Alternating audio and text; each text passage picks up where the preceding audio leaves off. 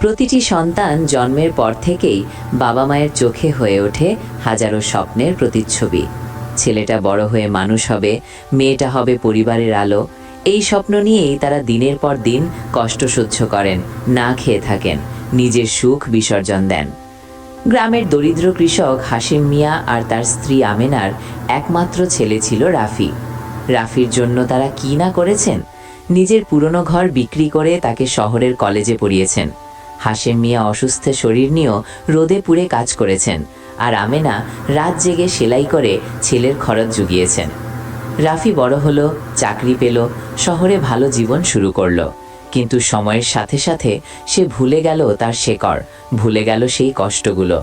বাবা মায়ের ফোন ধরার সময় নেই, গ্রামে যাওয়ার সময় নেই। মাঝে মাঝে টাকা পাঠালেই সে মনে করত তার দায়িত্ব শেষ। একদিন খবর এলো হাশেম মিয়া মারা গেছেন। রাফি গ্রামে গিয়ে বাবার নিথর দেহ দেখে বুঝল, যাকে সে সময় দিতে পারেনি, ভালোবাসা দিতে পারেনি, সেই বাবাই ছিল তার জীবনের সবচেয়ে বড় আশ্রয়। মায়ের চোখের জল আর শূন্য দৃষ্টি তার বুকটা কাঁপিয়ে দিল। রাফি সেদিন বুঝল, টাকা দিয়ে কখনো বাবা মায়ের কষ্ট শোধ হয় না।